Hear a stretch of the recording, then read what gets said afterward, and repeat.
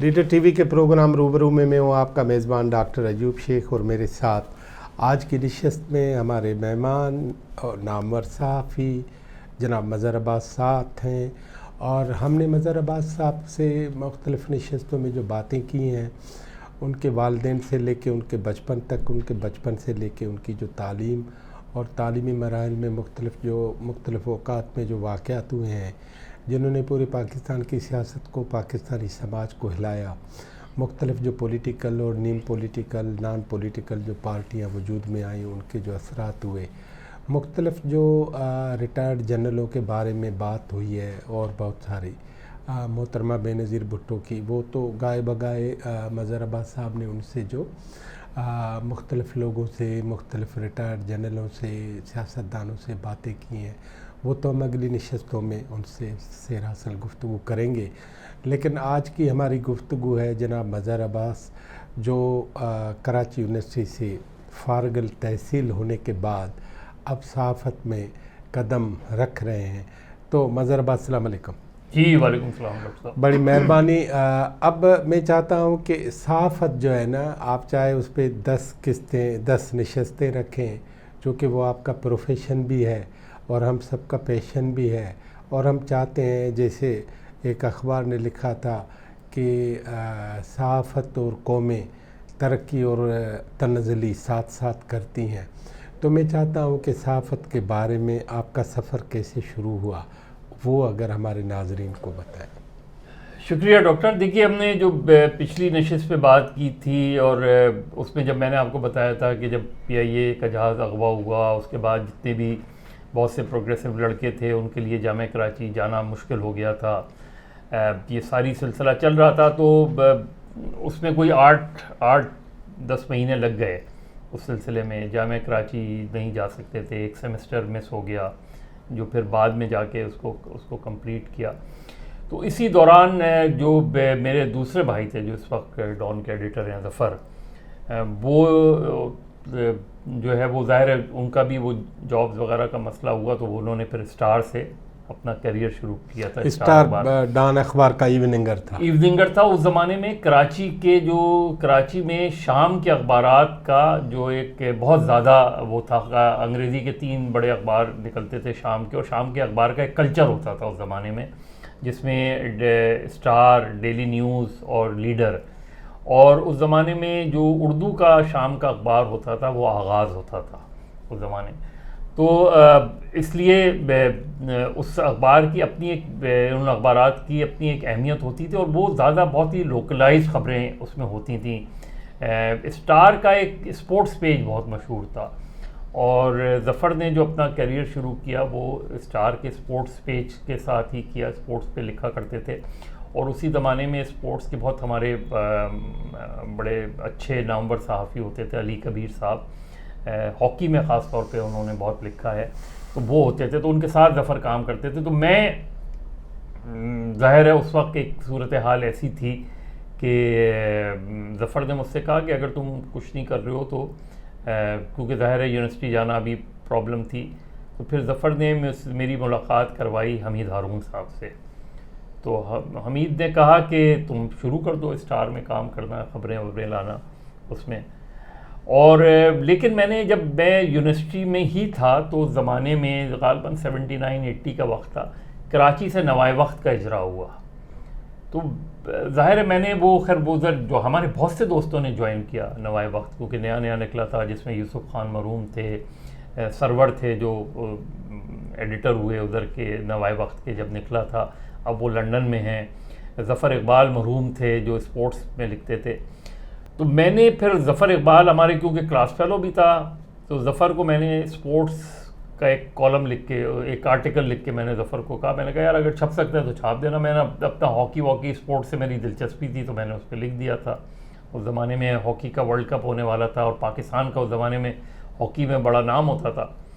تو میرا پہلا جو آرٹیکل ہے وہ اسپورٹس پہ چھپا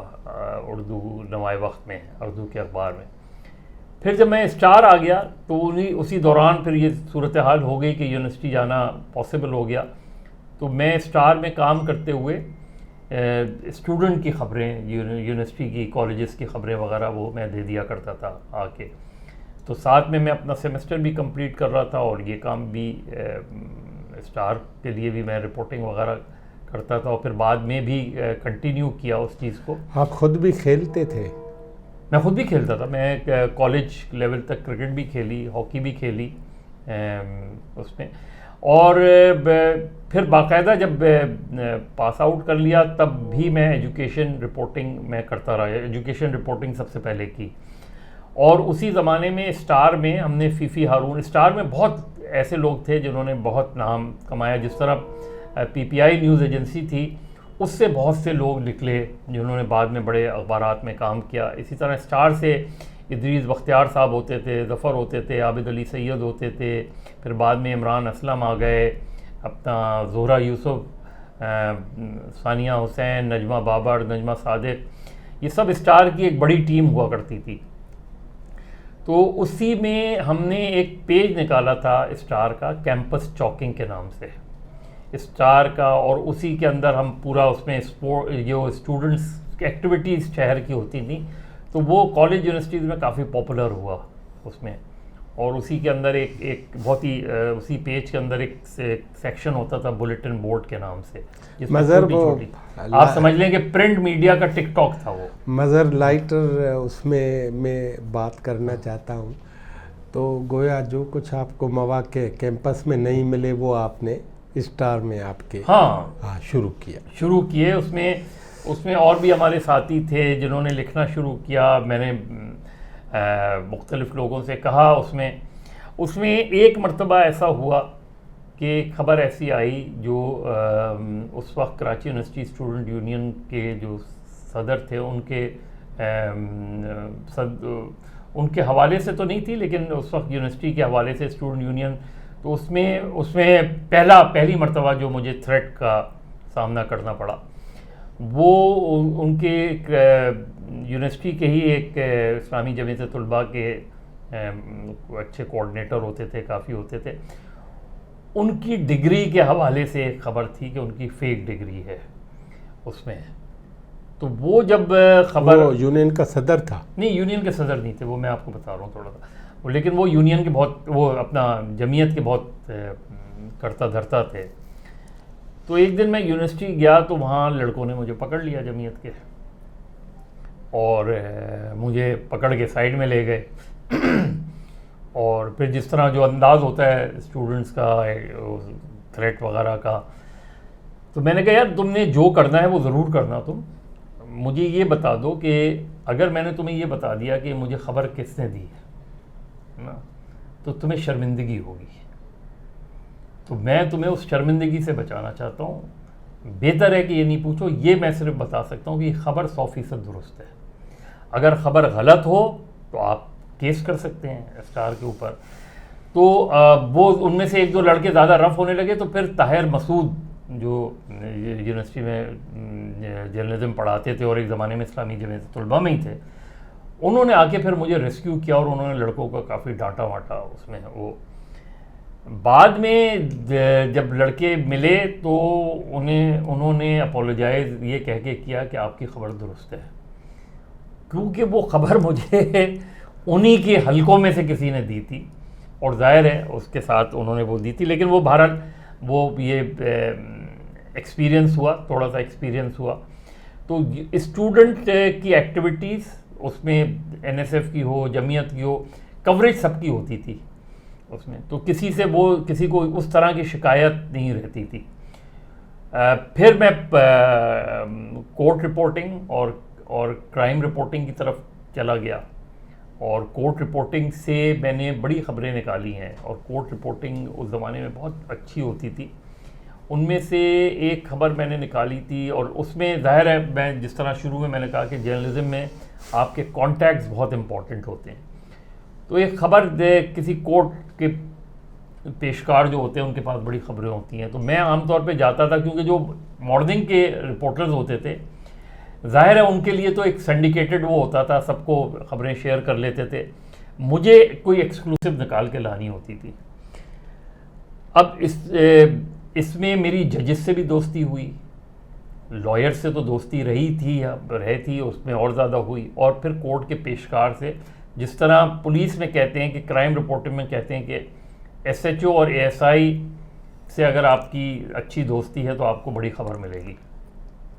تو زیادہ تر کورٹ کی اچھی اندر کی خبریں جو تھیں وہ پیشکار کے ذریعے ملتی تھیں. مظہر میں ایک بات کاٹ کے پوچھ، ویسے یہ ٹریننگ میں کہتے ہیں کہ اے ایس آئی یا ایس ایچ او سے تعلق رکھو؟ نہیں، کانٹیکٹس تو آپ کے دیکھیں، کانٹیکٹ تو آپ کے ہر جگہ ہونے چاہیے. آپ کے اگر کانٹیکٹس نہیں ہیں تو آپ اچھے رپورٹر ہو ہی نہیں سکتے. صرف فرق یہ ہے کہ آپ کانٹیکٹس کے سے کس حد تک تعلق رکھتے ہیں. دوستی نہ ہو. اگر آپ نے اتنا تعلق بڑھا لیا کہ کل اگر آپ کو اس کے خلاف کوئی خبر ملے تو آپ صرف اس بنیاد پہ وہ خبر نہ دیں کہ آپ کا کانٹیکٹ ناراض ہو جائے گا. تو یہ ایک آپ کا رشتہ میوچل جو ہے وہ ریلیشن شپ ہوتی ہے اس میں، لیکن ہر کانٹیکٹس اور آپ کے درمیان ایک ریڈ لائن ضرور ہونی چاہیے جو آپ نے بھی کراس نہیں کرنی ہوتی. تو وہ بڑی خبر تھی، اور وہ پھر جو ہے وہ انٹرنیشنلی اٹھی خبر وہ تھی کہ ایک آدمی کو 27 سال سے جیل میں رکھا ہوا تھا اور اسے کورٹ میں پیش نہیں کر رہے تھے. اور وہ پیشکار کو، ان کے رشتہ دار کوئی آیا ہوگا اس نے، تو اس پیشکار نے مجھے وہ فائل جب نکالی تو اس میں منو مٹی جمی ہوئی تھی. ہاں، اور اس نے کہا کہ میری آج تک وہ پوری فائل میں نے پڑھی. اسی زمانے میں میری دوستی تھی، پہلے سے بھی دوستی تھی انصار بڑھنی سے. تو انصار سے میں نے کہا، تو انصار نے پھر اس زمانے میں انصار اس طرح کے کیسز کرتا تھا، تو اس نے پھر یہ ٹیک اپ کیا. پھر وہ آدمی رہا ہوا 27 سال بعد، اور جب وہ اپنے گاؤں گیا تو وہ اپنے گاؤں کو پہچان نہیں سکا، اور وہاں پتہ نہیں تھا، اس کے کوئی رشتہ دار بھی نہیں تھے. تو وہ واپس آیا اور اس نے جیلر سے کہا کہ مجھے یہیں کوئی نوکری دے دیں. تو میں کہاں جاؤں گا، اب 27 سال ہو گئے ہیں، ایک صدی کی چوتھائی سے بھی زیادہ وہ ہو رہا. بعد میں پتہ نہیں، میں نے اس کو ظاہر ہے اس کے بعد اس چیز کو اتنا، لیکن اس کے بعد کئی اس طرح کے کیسز وہ آئے ہیں. ان کی بہت سی کلپنگز میں آپ کو دکھاؤں گا جو پرانے کیسز وہ تھے. اسی طرح کورٹ رپورٹنگ جو تھی اس کے اندر جو ہے وہ آپ اگر محنت کر کے ایکسکلوسیو خبریں نکالیں. اسی زمانے میں ایک جج تھے، اب میں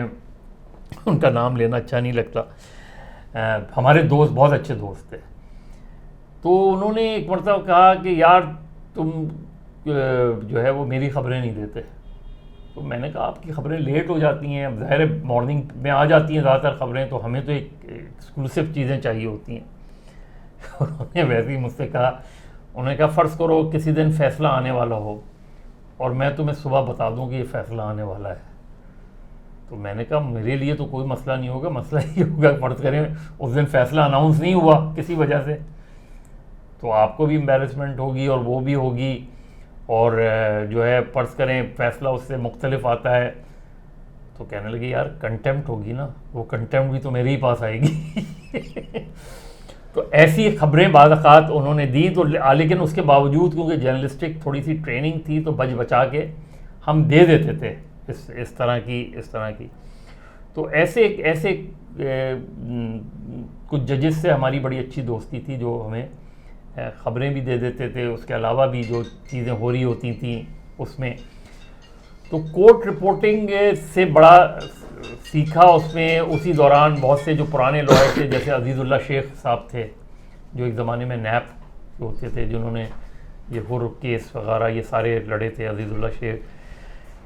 ان سارے لوگوں سے جب ملاقات ہوئی، کیونکہ سیاسی لوگ بھی تھے، سیاسی گفتگو بھی ہوتی تھی، نیب میں رہے، ہاں جیل میں بھی رہے، تو وہ یہ کہتے تھے کہ اور مظہر پھر بھٹو صاحب کے وکیل بھی رہے، بے نظیر کے، آصف زرداری کے وہ تھے. پھر ان سے شفیع محمدی تھے، رشید رضوی تھے، یہ سارے لوگ، سبی الدین احمد تھے جو جج تھے.